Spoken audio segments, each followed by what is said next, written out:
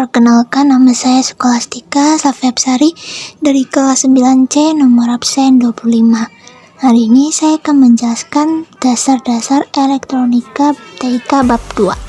Elektronika adalah sebuah ilmu yang mempelajari arus listrik dan arus lemah yang dioperasikan dengan cara yaitu mengontrol aliran elektron atau partikel bermuatan listrik dalam suatu alat seperti komputer, peralatan elektronik, termokouple, semikonduktor, dan lain sebagainya. Ilmu yang mempelajari alat-alat seperti ini merupakan dari cabang ilmu fisika, sementara untuk bentuk desain dan pembuatan sirkuit elektroniknya adalah bagian dari teknik elektro, teknik komputer, dan ilmu teknik, elektronik, dan instrumentasi. Komponen elektronika dasar. Elektronik adalah sebuah cabang teknik atau fisika yang mengendalikan suatu aliran elektron atau partikel yang bermuatan pada komponen-komponen aktif seperti transistor, diode, dan IC seperti komponen-komponen pasif elektronika seperti resistor, kapasitor, dan induktor. Jenis dan manfaat. Resistor merupakan komponen elektronik yang memiliki dua desain untuk mengatur tegangan listrik dan arus listrik yang dengan resistansi tertentu. Resistator ini terbagi menjadi dua jenis, yaitu resistator tetap dan resistator variabel. Kalau resistor tetap adalah resistator yang nilai hambatannya relatif tetap, sedangkan resistator variabel adalah atau potensiometer yaitu resistor yang besar hambatannya dapat diubah-ubah. Kondensator atau kapasitor. Kondensator atau kapasitor adalah sebuah alat yang dapat menyimpan energi di dalamnya dengan cara mengumpulkan ketidakseimbangan internal dari muatan listrik.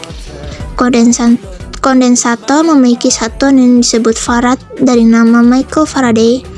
Beberapa fungsi utama kapasitor yaitu sebagai penyaring, sebagai pembangkit pulsa, sebagai penggeser pulsa, sebagai kopling yakni penghubung antara dua buah rangkaian elektronika, dan yang terakhir sebagai filter atau kopling.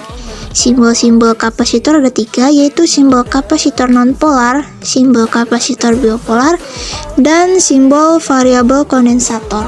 Lalu C. Induktor atau reaktor. Induktor adalah komponen listrik yang digunakan sebagai beban induktif. D. Transformator atau trafo. Transformator atau trafo adalah sebuah alat yang memindahkan tenaga listrik antara dua rangkaian listrik atau lebih melalui induksi elektromagnetik. Transformator bekerja berdasarkan prinsip induksi elektromagnetik. Nah, jenis-jenis transformator ada 7, yaitu step up, step down, auto transformator variabel, auto transformator pulsa, dan auto transformator 3 fase. Lalu sifat bahan isolator, yang pertama ada sifat kelistrikan, sifat mekanis, sifat termis, dan sifat kimia. Elektronik analog dan elektronik digital.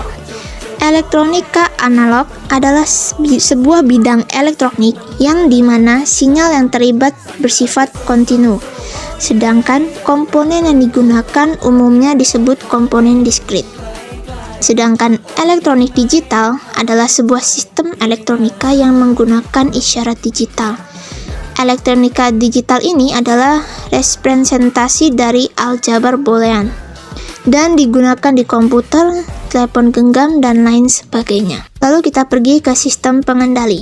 Seiring dengan perkembangannya ilmu dan teknologi saat ini, sistem kendali manual maupun otomatik yang memiliki peran yang menonjol dalam berbagai keperluan hajat manusia atau bangsa yang telah maju peradabannya. Lalu peralatan listrik.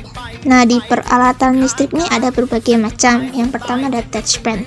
Touchpen merupakan alat bantu ukur sederhana yang dapat mengetahui suatu penghantar listrik yang memiliki tegangan listrik. Lalu solder merupakan alat bantu dalam merakit atau membongkar sebuah rangkaian elektronika. Penggaris siku merupakan sebuah alat yang digunakan untuk mengukur siku dari suatu sambungan. Lalu yang D. Palu merupakan sebuah alat yang biasanya digunakan untuk menancapkan paku pada kayu atau aluminium dan juga untuk mencabut paku itu kembali. Lalu Gunting seng merupakan alat yang digunakan untuk memotong seng atau sejenisnya. Dan yang terakhir ada ketam, merupakan sebuah alat yang berfungsi untuk memperhalus permukaan kayu. Sekian presentasi dari saya. Mohon maaf jika ada kesalahan dalam saya menjelaskan atau mengucapkan kata-kata. Saya mohon maaf dan terima kasih.